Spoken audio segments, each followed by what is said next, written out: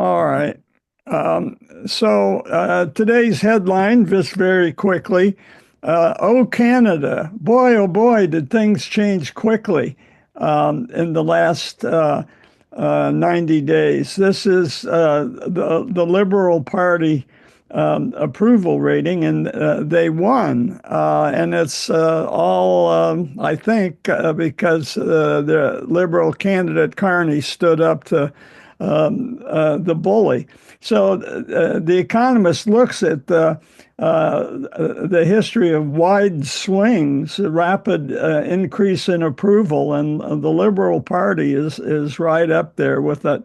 A lot of other things. Brexit, interestingly enough, is on there, which everybody now thinks was a big mistake. Or I won't say everybody, but the majority of Brits. And by the way, there was a collapse of the left-wing New Democrats up in Canada, so there might be a lesson there for America. Okay, enough with the headline. The agenda, just a few brief follow-ups from last week, a couple of new short subjects, and then we're going to return to American history, which we've been away way too long. Looking for clues explaining our current turbulence. It's a recurring thing, illiberalism. And we'll start with the lingering age of Jackson, which went into the 1840s and 1850s. So that's where we're headed. Last week, just a follow up, we talked about new rail lines going to Europe, avoiding Russia, interestingly enough. We also mentioned briefly the shipping lane that has been harassed by the Houthis, which has made it almost unusable for China. But we forgot to mention what we talked about when we were talking about Greenland, which is the Northeast Passage. As global warming proceeds, China goes up, takes a left, and goes across the top of Russia and to Europe. And that's only 35 days versus 48 days by way of the Suez Canal when it's usable.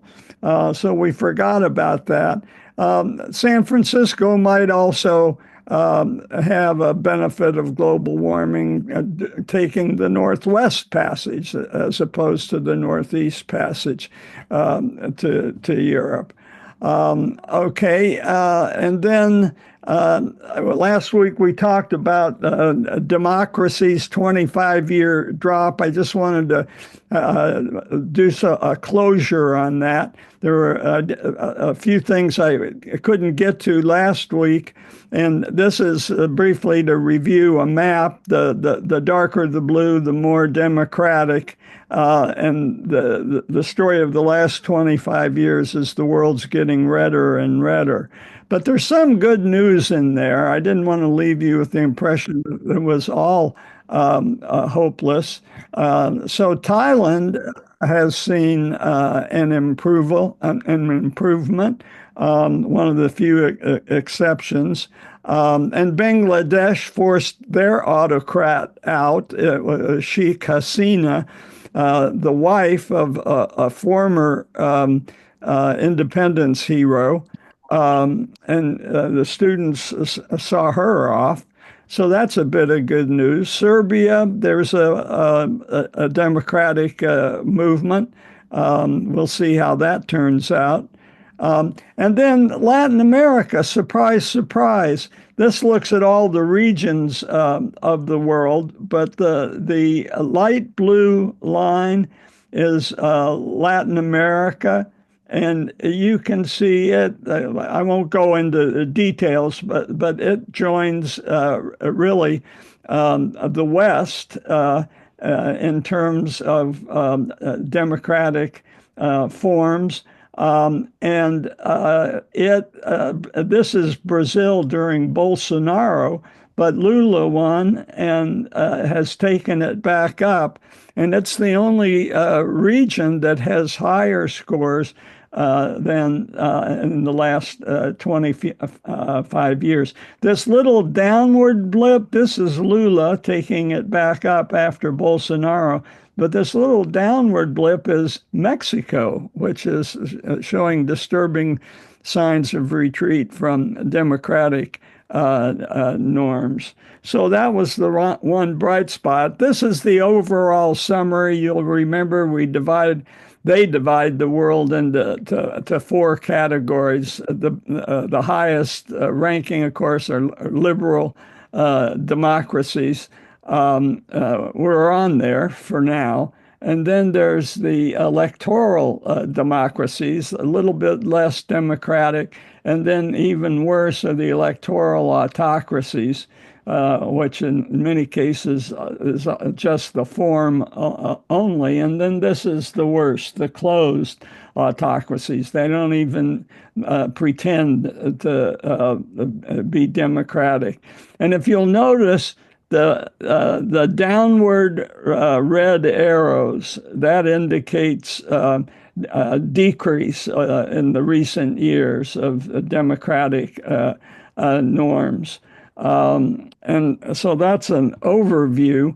I thought it'd be useful just to look at the top 20%. So the United States is in the second echelon, or here. And they make the point that this grade was Biden's America. And so they anticipate America will be dropping down the tables. This is the bottom 20%. We're not surprised to see Russia, Iran as closed autocracies. But even lower is China. You can't get much lower. This is, I think, just useful for geopolitics and thinking about the world. All right, so the end of that. I do have some new short subjects I'd like to go through just really quick. This was the photo op at the Vatican at Pope Francis's funeral, and this was supposed to be a last-second huddling of Trump and Zelensky. But believe me, this was planned well in advance. And Zelensky called it potentially historic, which is good. And Trump said he's calmer. So this is a good step away from the White House encounter, which, remember, Trump said was great television. And Trump thinks Zelensky now wants to make a deal.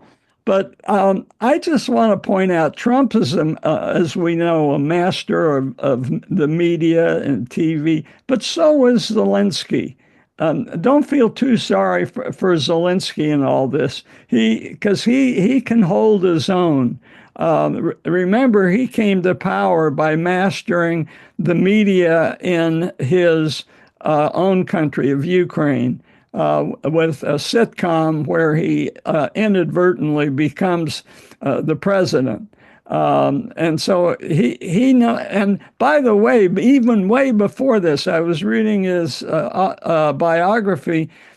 He was doing something very similar to Saturday Night Live for at least a decade before he hit it big with this sitcom. So he's well versed in the media. The other number two short subject, the GOP considers tax hikes on millionaires. And I thought, wow, that got my attention. And when you think about it, Trump is relying on the working class voters now. All along, Steve Bannon has been an advocate of increasing taxes on the rich, which is seemingly a contradiction of his culture warrior status, but he's been pretty consistent on that. So there's a movement, and this gentleman here, Jody Arrington, he was carrying a book by Ray Dalio, which Michael Stein, who's not here today, touted to me a long time ago. He's the chairman, the Republican chairman of the Budget Committee. And Dalio's been sounding the alarm on our debt problem. And so that reminds us 15 years ago, there was the Bowles-Simpson movement. Obama set up a national commission to get the budget under control. And Alan Simpson was one of them. This is him at 86. Carol arranged for Iko and I to go to a political science seminar at the Berkeley campus, and Iko went up because they both had roots in Cody, Wyoming, Iko being born in the internment camp. And then 2 years ago, she met him at a reunion at the camp that he had invited her to. He was age 92 then. And then earlier this year, he passed away, age 94. So he was always somebody that was conscious of our debt. Remember, since we touched on it earlier, I'll just remind you of Ferguson's law, where the interest on your debt exceeds your military budget, and we just crossed that line. And we talked earlier in a previous session about the historical implications to the Habsburg, Spain, and Britain, but now we're in that territory. Just another version of that graph showing the crossing.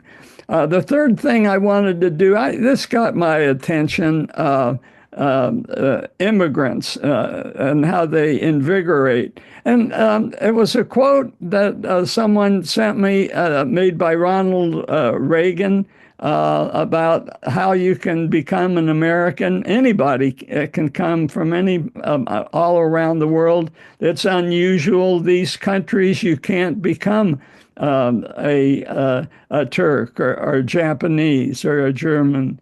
But anyone can come here, and the country's basically an idea, not an ethnicity. And Reagan used these words continuously renew. I found this graphic, which we could spend a couple of sessions just on this. This squeezing here, of course, is the interlude between World War I, the Great Depression, World War II, but the expansion. But Reagan goes on to say, the world follows us into tomorrow. And he had a lot of help with his speech writing. Peggy Noonan. And she's, whenever she's interviewed, she's very eloquent. So I recommend listening to her anytime you have a chance. She's a real Smith. And Reagan said, if we ever close the door, our leadership of the world would soon be lost, and that might be what we're witnessing now. Fareed Zakaria gets into the act on the same idea. Yeah, Harold. Just going to mention that the Wall Street Journal has a weekend column by Peggy Noonan. It's well worth a read every okay. weekend. All right. Thanks for the tip. So this is Fareed Zakaria's weekly essay. And he talked about how in the 1930s, the United States only got garnered 6% of the Nobel Prizes, behind Germany that had a third, and Britain that had 20%. But then the powerful forces changed that. And then, of course, one of those was Hitler, who drove out the great scientific minds, many of them Jews, to seek refuge in America. And of course, this is Einstein on the Princeton campus, where if you saw Oppenheimer, you could see scenes with Einstein on the Princeton campus. And Germany, a large 25% of their Nobel Prizes were won by Jews, even though Jews had less than 1% of the German population. And of course, they came here along with the other European scientists that formed the backbone of our science. And in 1965, we got a lot of Asian immigration coming in after the 1920s legislation, which discriminated against everybody except Northern Europeans. And this opening, Fareed Zakaria himself was among the surge of immigrants seeking a more exciting, better life in America. So now America's up.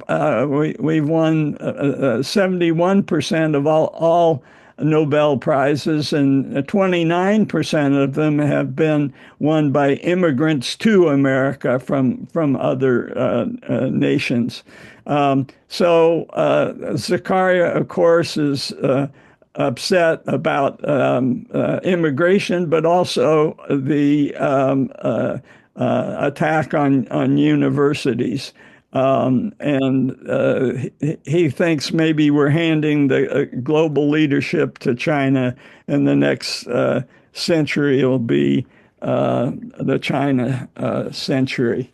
Um, so, um, so let's go back to the main thread and. Um, Hey, John, this is Tom. Before we go back to the main thread, can I ask two questions about what you just presented? sure. So back to your China chart there or map. I'm just curious, this is my first question. Dollar wise, what is the route that's most commonly used today to export goods from China? I don't know. Anybody else want to take a crack at that? So, uh, you're talking about goods coming from China? Yeah, goods that are exported from China. I'm just thinking that, I mean, if they do a whole bunch of dollar business uh, on safe routes as opposed to, I don't know what you want to call them, unsafe routes. I was just curious, which is the safest route, and does a lot of dollars, uh, do we get a lot of exports from China via the safest routes? Well, I think right now, are you talking about modes of transportation? I know it's mostly shipping. So I mean, like the shipping, like when you said it comes around, like I guess it's Africa. Uh, some people, some groups are disrupting that. Correct or incorrect? Well, that's the trade between China and Europe. That's all I was talking about with those series of maps. The trade between China and America is more straightforward. It's shipping across the Pacific, and as we know, shipping is the cheapest and best way, if not the most timely. But yeah, that all those maps, Tom, were China and Europe. which unfortunately American policy might be driving both of them closer together. So the purpose of those maps was to show that trade between China and Europe could also be by train, replacing the problem going through the Suez Canal. But trade between China and America is just very straightforward across the Pacific. Oh, okay. I understand now. And then my second question is this.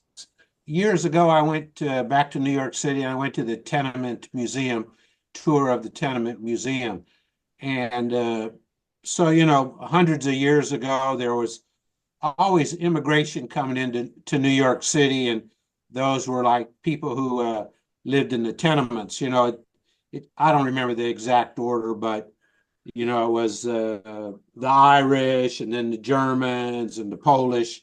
I don't remember the order. But when I was back there, I don't know, 10, 15 years ago, the Ethiopians were like a majority of the immigrants into New York City. So you showed that interesting chart there about where immigrants into the United States were coming. Oh yeah. Did that chart show where most of the immigrants are coming Uh, today? yeah, Tom, maybe I'll throw that chart up again next week and with the answer. That chart's pretty detailed. I'll look specifically about the Ethiopians. It's interesting how different minorities line up in different places.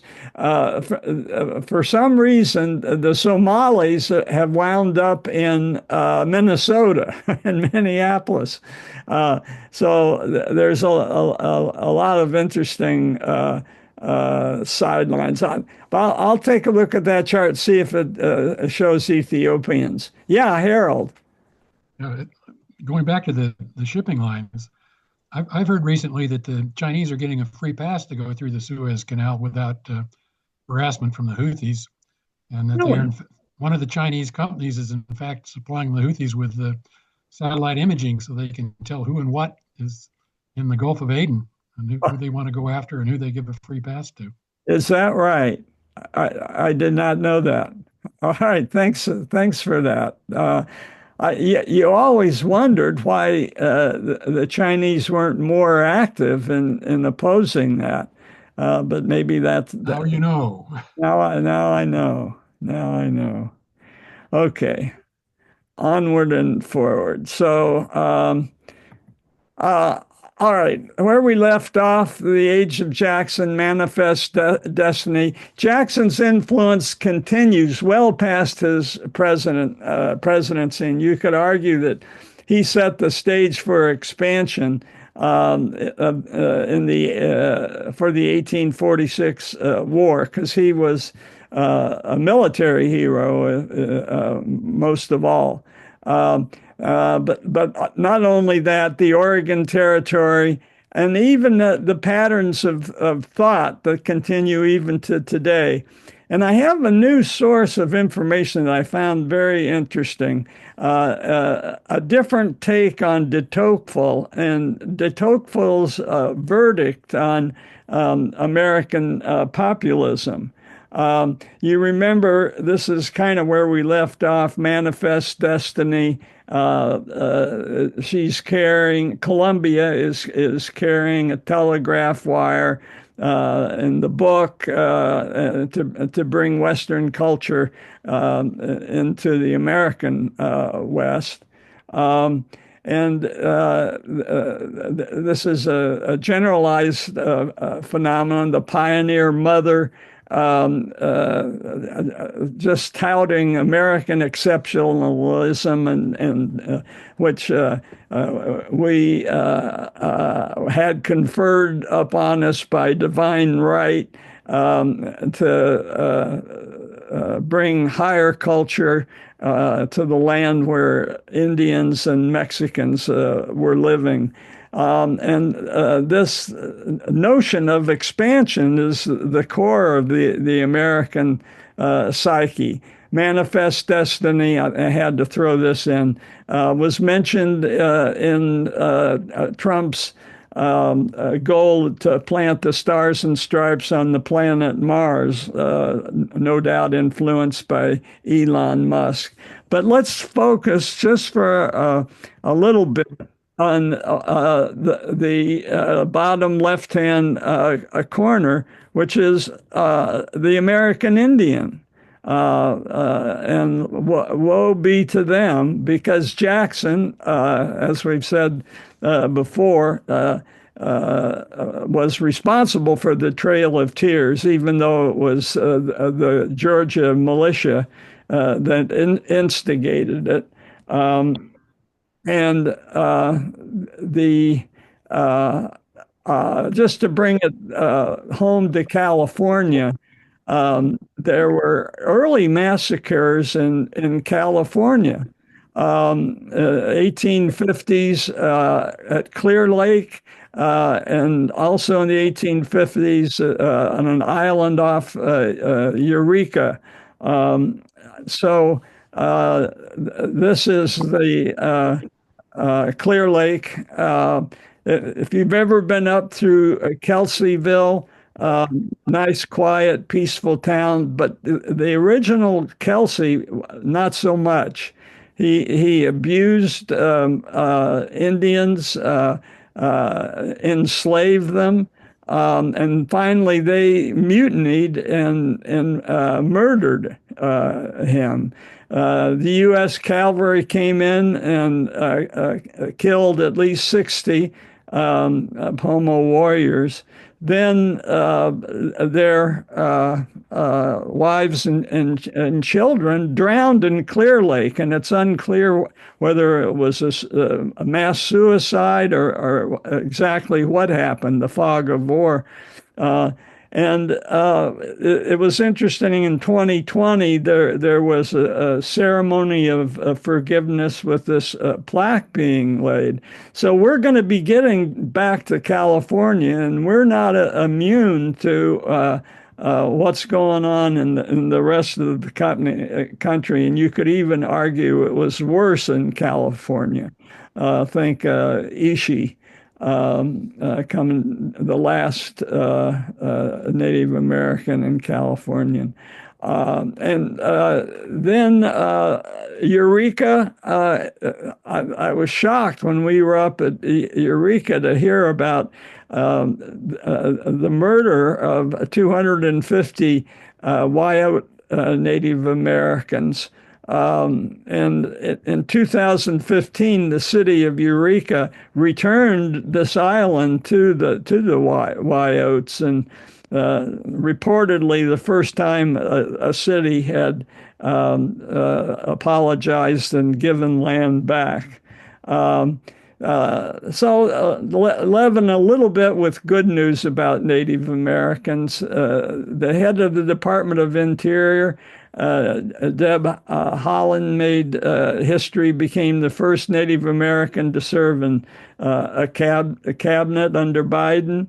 And one of our members, he was Dave Klinick, an archaeologist who told us the story of how California originally became populated from Siberia, coming across the land bridge and coming down to California, probably by boat earlier than by foot.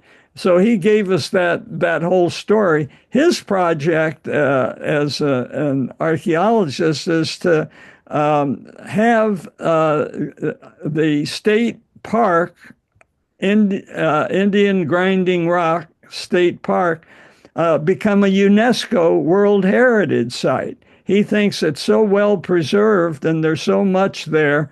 And he asked Jim Teisel and myself if we could help. And Jim knew George Miller, and we met with George Miller and talked about it. And he said he was going to approach Holland, and but it didn't work out, unfortunately.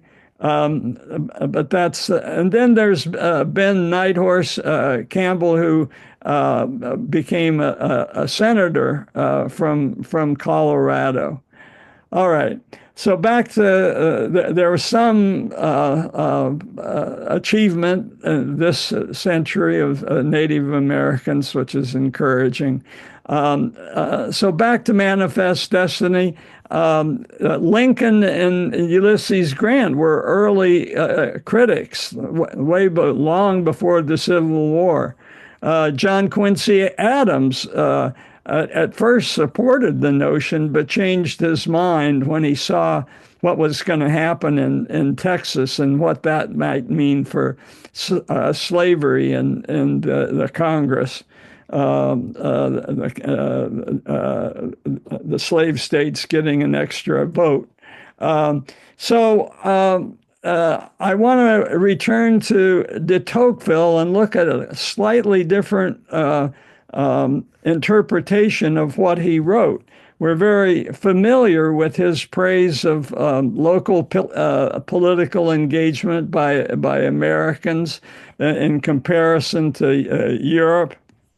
And he wrote this famous book, Democracy in America. But Ezra Klein had a historian, a Pulitzer Prize winning historian, Stephen Hahn, and he talked about de Tocqueville, and he said, yes, de Tocqueville praised our robust individualism and equality, but he found plenty of warnings in de Tocqueville's writings about where this could go wrong. And he wrote a book called Illiberal America. And we've been kind of in our history toggling back and forth between liberalism and illiberalism. And certainly Jackson's populism was illiberal. And so his argument is if we understand that this is in our nature, and that we're vulnerable to this, it'll help us bring that into focus and guard against it. But there's a hard core of the American population that is illiberal. And I'll just use a substitute measure for that, which is the number of people who now think that Trump's priorities are on target. So that's 54% of Republicans, 24% of all U.S. Adults. So that's at least a core of 23%, even more.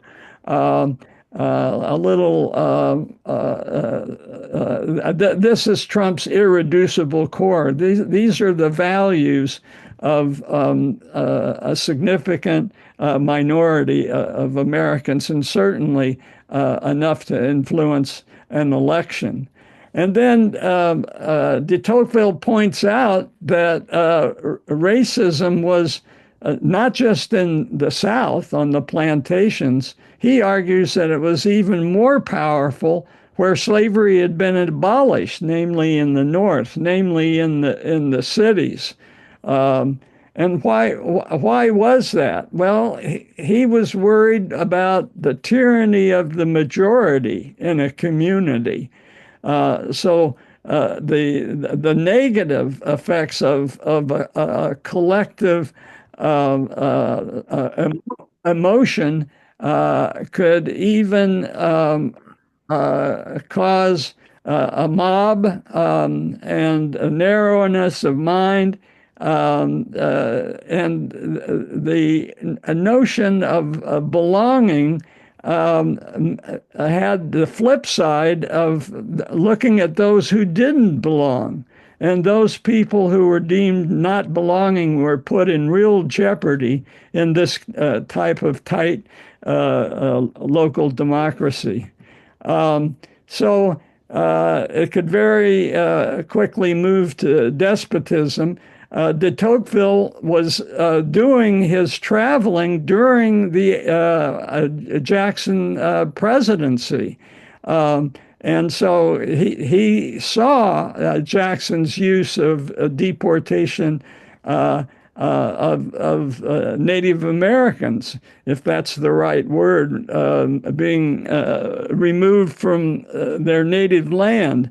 And it didn't start with Jackson. This process had been going on since the 17th century. Not so much with the French in Canada, and we've talked about that before, but certainly with the English. The English, after a while, were bringing their wives and families with them, and there was be no attempt to mix with Native Americans. So even free African Americans were, in some cases, encouraged to leave and go back to a place they'd never been. It was called colonization, reverse colonization. And even Thomas Jefferson toyed with that idea. And then it grew into mobs against free African Americans living in cities. Finally, a later response came from Marcus Garvey, who was called the Black Moses, and he had started a Black to Africa movement around 1900. So it wasn't just races, it was religious discrimination. We talked about the religious revivals in upstate New York. Among them were the Mormons. They spread west, and Joseph Smith was murdered in Springfield. And it wasn't just Mormons, it was Catholics. And then there were the anti-abolitionist riots. The abolitionists were seen as not being true blue Americans, and they were accused of wanting to promote miscegenation specifically. So according to Professor Hahn, he noticed Jackson had a rationalization for what he was doing. He thought that Native Americans just didn't belong in a modern society, and they were just going to die out, and that he could save them and find a new territory on the other side of the Mississippi where they could be safe.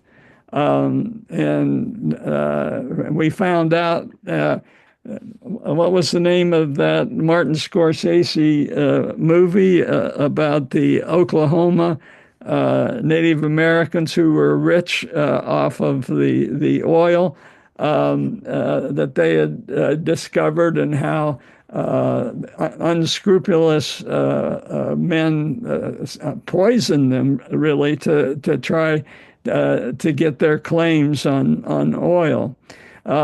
So no matter how Jackson tried to dress it up, Hahn wasn't buying it. Now, his early fame and his power came as an Indian fighter, Jackson, but he was also a slave holder, and his slave master was accused of brutality. And so you wonder about Jackson's complicity in that. So being a hero, it enabled America's first wave of populism. And you could argue that this heroism led, at least was one of the milestones on the path to a manifest destiny, which was abusive. Um, Hahn makes a very interesting point about this age of Jackson and manifest destiny had repercussions 100 years later in Europe. Unscrupulous people leveraged that. And he quotes Hitler as praising American manifest destiny. So what was the American West was for Nazi Germany the East, the Lebensraum, the breathing room that Germany claimed it needed in his campaign against the Slavs. So the Slavs were to the Germans as the Native Americans were to us. And just a point of history, the conflict between Germans and Slavs is long standing. It goes back to the Holy Roman Empire in the 9th to the 12th centuries through the three partitions of Europe, although Russia was complicit in that. And then finally, the Austrian suppression of the Serbs, which led to World War I. And Hitler was quoted as saying, the Volga must be our Mississippi. And he wanted to expel the Slavs east of the Volga. And this has made it into journals. This just isn't some minority offbeat theory. The Nazi German race laws look to the manifest destiny and American treatment of their Native Americans. By the way, there was also this uncomfortable overlap in eugenics, including Margaret Sanger, who was attached somewhat to the eugenic movement. Hahn goes on to make the point that in the 1920s, Mussolini was pointing out the limitations of the liberal state and was a part and parcel of the thinking of the time, the zeitgeist, if you will, when America implemented restrictive immigration laws, specifically two acts that favored Western and Northern European immigrants using data from the 1890 census. So they wanted to freeze the makeup of the country to what it was in 1890 before the big wave of immigration from Eastern Europe and Southern Europe. And they were quite explicit in barring Asian immigration. By the way, Mussolini, the leftovers from his movement, the Brothers of Italy, are led by the current Prime Minister, Giorgia Meloni. But get this. Mussolini's granddaughter quit her party saying it was too right-wing. Yeah, Tom. Yeah, so here's my question. So why didn't, and I'll just use these words, why didn't the United States want to have people from Asia or black people or other kinds of people immigrate into the United States? What's the basic reason or the couple reasons? Well, I think it's this chauvinism of white Anglo-Saxon Protestants. Racism. Yeah, that too. So, I mean, it's sort of like just being prejudiced. Yeah, Yeah. I think so. Uh, yeah, sad but true. Um, We're better than they are. yeah, Well, I got you. Thanks. they need to follow Anglo-Saxon principles upon which this nation was founded. yeah. And a chilling a version of that very topic is Philip Roth's The Plot Against America. It's this alternative history whereby Charles Lindbergh leverages his popularity and becomes the ultimate populist and defeats Franklin Delano Roosevelt in the 1940 election. This alternative history, and it's very chilling because he gives sort of a step by step fictionalized account of how it could happen, and very seductive. But and unfortunately, camps are set out up in Kentucky to help expose Jews living in the city to farm life. And it's just that innocuous, but it's the first step of a terrible seduction. And Hahn brings to mind something all too familiar to me, which the Klan was the largest social movement in the 1920s. So there's two iterations of the Klan. One is the white robe on a horse, burning crosses in the post-Civil War Reconstruction era. The other is the second wave of Klan activity, which reached a peak in the 1920s. And it reached the peak in the city of my youth, Indianapolis. They elected a Klan mayor. The state legislature was controlled by the Klan, and it's all outlined in detail. Timothy Egan, a very good writer, Fever in the Heartland. And this was an early version of America First, chilling. So let's go. This is where Hahn took me on where manifest destiny could lead. But let's now go back to the 19th century, away from this tangent.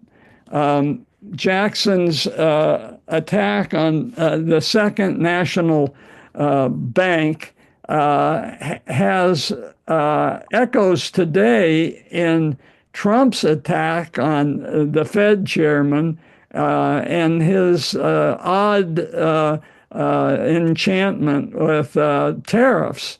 But Jackson's closing of the Second National Bank, instead of reforming, led to the panic of 1837, where pet banks who had taken over from the Second National Bank, they gave easy credit.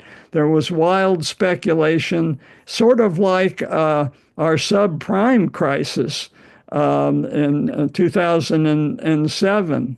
And the economy plummeted, and Jackson's successor, Van Buren, was very unpopular. There was a physical manifestation of that in the neighborhood where I grew up. This is 4 blocks from my house, and there was a canal to nowhere. And it was stopped this infrastructure project was stopped in its tracks with this panic of 1837. It became what it was supposed to do was link up with the Wabash and Erie Canal waterway system, which emptied into the Ohio. There was supposed to be a spur which came down through Indianapolis. And part of that spur was just what you were looking at, but it was never able to be connected to the major waterway connection. So let's just go back. You'll remember we looked at the Tyler presidency. The best that can be said for it is it set the table for Polk. He had sent troops to the Mexican-Texas border. He had conspired with Houston to annex Texas, and he was unable to, for various reasons, bind with any political party. It's complicated. You'll have to go back to the previous lecture. I'm not going to go over it again. But he retired to his plantation.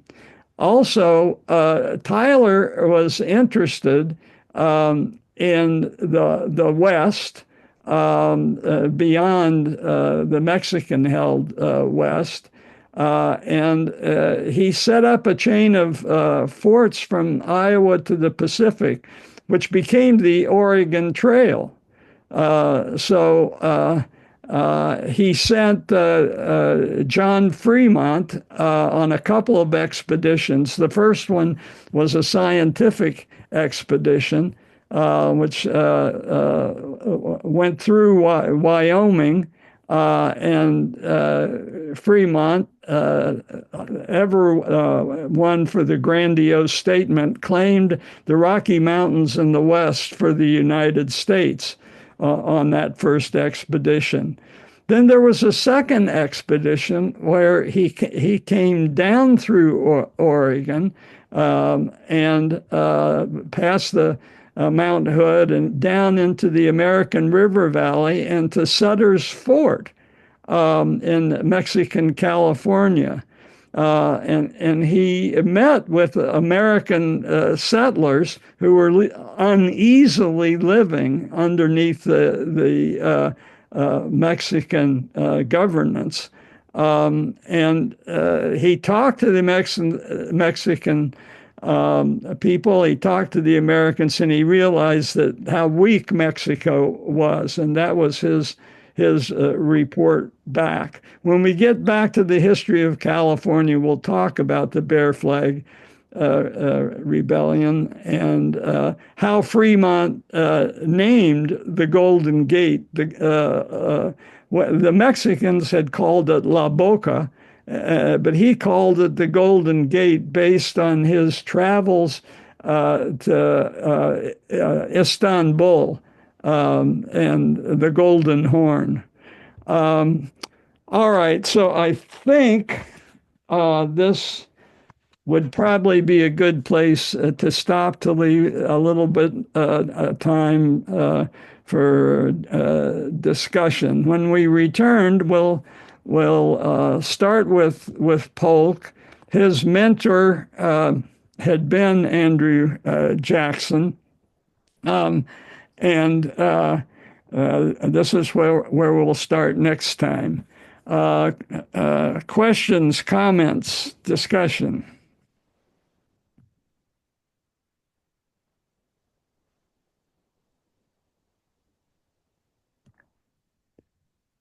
Yeah, Tim. I came in late. Did I miss the Warriors? No, but you did miss Grinding Rock. I talked about how We tried to approach Deb Highland, but you can see it on the video, Jim. I'm sorry you weren't there for I'm sure you would have had a lot to add. So when is the history of the Warriors? The history of the Warriors. Okay, we'll do a history of the Warriors if they get into the final. No, don't give me that, John. This is the perfect time, you know. Okay, I'll tell you what. We'll have a You, vote, and if there's a you, groundswell for the history of the Warriors, no, that's not fair. Bill Walker's in Europe, and you know, okay. I'll Well, have, I'll have when to come and have a private audience, I guess. no, when Bill Walker gets back, we'll do the history of the Warriors because by then we'll know whether the Warriors are in the finals. Yeah, Tom. Okay, I got two questions here. Earlier on, you showed a graph of like Trump supporters. So or a poll, I can't remember what it was, but so it sort of sounded like out of that graph, you said that there were like 30% of real Trump loyalists. Is that the right number, or is it 25 or 35 or 40? What's the number? It's at least 25. I don't know, Tom. I'm out of my realm. On your graph, John, it was 25% of the population. Yeah. Yeah. Okay, and then so here's my second question. I'm trying to stitch history together here. So it sounds like in the old days there were a lot of prejudices against, let's say, non-whites, okay? But today, like last year when the election happened, President Trump got a lot of non-white votes, in strategic areas. Yeah. So the history sort of doesn't stitch together if you follow what I'm saying.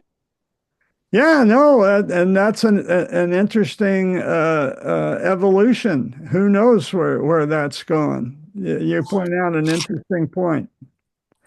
Where's Shigeko? I saw she had her hand up. Uh-oh, I think we lost her. John? Yeah, Bruce. Yeah, just some interesting. We're in the process of reading The Ohlone Way, which is kind of about the Bay Area and the Lonnies, and it's a great book. It's very interesting. And Kristen and I just about 2 weeks ago went up to Indian Grinding Rock State Park and saw it was actually a rainy day, but so we weren't able to really look at all of the petroglyphs that are on the stone there. But they also had recently, 2 weeks ago, had a fire inside the dwelling, the roundhouse, and fortunately it was put out, but it did do some damage, and there is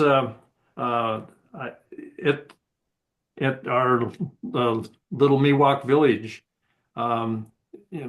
Janet has there's a lady, I want to say Marge, I think it's her last name. She's comes down and she's been member of that tribe at Grinding Rock, and so she comes and talks to the fourth graders, I believe, in Lafayette, along with Connie. Loosely. Loosely, yeah, thank you. And